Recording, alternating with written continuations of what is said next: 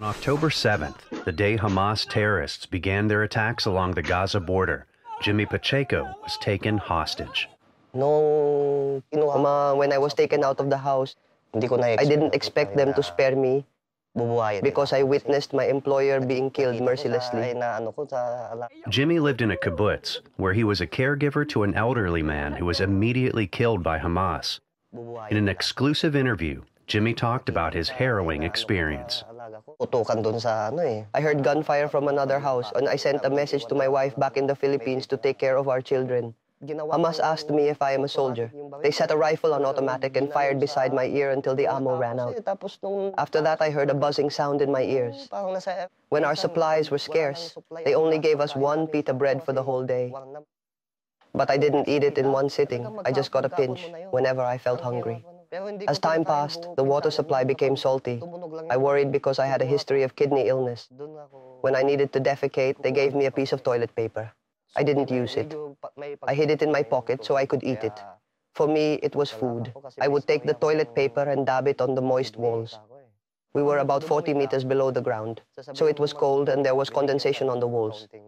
When the paper got wet enough, I ate it. It filled my empty stomach as well as quenched my thirst.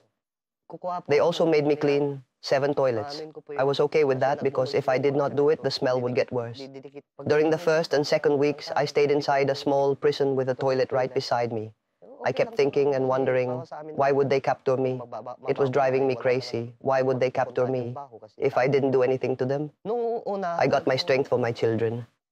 I had the strength to eat toilet paper because I needed to survive for my children. I pleaded to God because I was 12 years old when my father died. I prayed, please don't do this to me, please let me live. Even if I stay here for 10 years, just let me live. After roughly a month and a half in captivity, Jimmy was included in the first batch of hostages released by Hamas. They told us we would be leaving the tunnel where we were held captive. That's when I started to cry. When I first saw the sun and came out from the tunnel, I just knelt down and thanked the Lord because I saw the sun again and breathed fresh air. My strength came from the Lord and for my children. Now I am more mature and stronger in many respects. I want to stay here and keep working, even after what they did to me.